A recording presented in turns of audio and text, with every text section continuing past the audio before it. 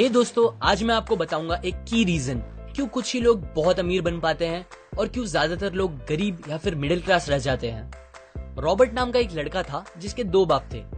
अब आप कुछ गलत मत समझिए, पहला उसका खुद का था पर दूसरा उसके दोस्त का बाप था जिसे वो अपना मुंह बोला बाप मानता था।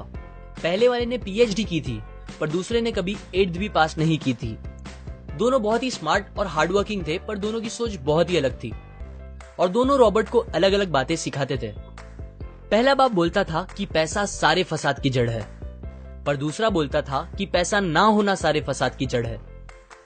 पहला रॉबर्ट को हमेशा महंगी चीजों के बारे में सोचने से मना करता था और कहता था कि वो हमारी हैसियत के बाहर है। दूसरा उसे कहता था कि वो सोचे और अलग अलग रास्ते ढूंढे जिससे वो सारी महंगी चीजें खरीद सके। ये करने से उसका दिमाग तेज होगा और नए आइडियाज भी मिलेंगे। पहला उसे कहता खूब मेहनत कर, अच्छे से पढ़ लिख ताकि तुझे बड़ी कंपनी में नौकरी लगे और तू बड़ा इंसान बन पाए। दूसरा कहता था तू खूब पढ़ मेहनत कर पर खुद की कंपनी खोल ताकि तू खूब सारी नौकरियां लोगों को दे पाए। रॉबर्ट के पास एक एडवांटेज था, उसने अपने दोनों बापों को अपनी अलग अलग सोच के साथ बढ़ते और उनकी तरक्की देखी। उसने अपना दिमाग लगाया और अपने दूसरे बाप की बातें मानी और फॉलो की, जो कि बाद में मायामी फ्लोरिडा का सबसे अमीर इंसान बना और उसकी सिखाई बातों से उसने खुद करोड़ों कमाए, जबकि उसका पहला बाप जिंदगी भर गरीब रह गया।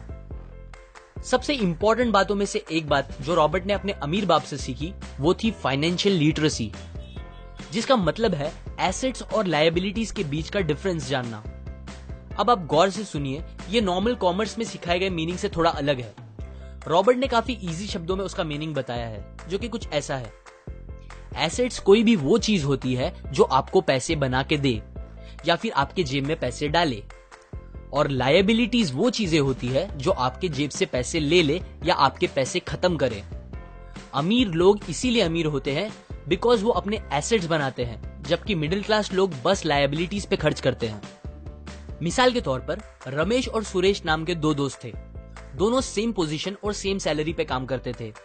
जब भी उन्हें सैलरी मिलती, रमेश अपनी सैलरी से नए कपड़े, नए गैजेट्स, नया फोन, बाइक या कार ऐसी चीजें खरीदता था जो उसे अमीर जैसा फील कराती थी। पर वो ये नहीं समझता था कि ये सारी चीजें लायबिलिटीज है जो उसके पैसे उससे ले रही है, ना कि बस जब वो उन्हें खरीदता है तब, बल्कि आगे भी मेंटेनेंस वगैरह के लिए, जिसकी वैल्यू वक्त के साथ कम हो जाएगी और ना ही वो उससे आगे कुछ पैसों का प्रॉफिट देगी। बट सुरेश ऐसा नहीं था। वो ये सारी चीजें नहीं खरीदता था जब तक कि उसके लिए बहुत जरूरी ना हो वो चीज खरीदना।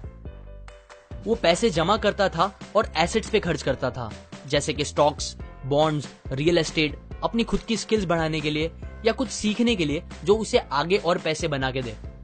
2 साल बाद सुरेश करोड़पति बन गया, जबकि रमेश वैसे का वैसा अपनी कम सैलरी को कोसता रह गया और कहता था कम सैलरी उसके मिडिल क्लास होने का रीजन है। एक गरीब इंसान का कैश फ्लो कुछ इस तरह होता है। उसे पैसे मिलते हैं और फिर वो पैसे उसकी जरूरी खर्चों में खत्म हो जाते हैं। एक मिडिल क्लास का कैश फ्लो थोड़ा सा अलग होता है। उसे पैसे मिलते हैं, वो पैसे जरूरी खर्चों और लायबिलिटीज में खत्म कर देता है। इसीलिए मिडिल क्लास और गरीब में ज्यादा फर्क नहीं है। मोस्टली मिडिल क्लास लोगों को लगता है उनका घर उनका एसेट है, पर ऐसा नहीं है।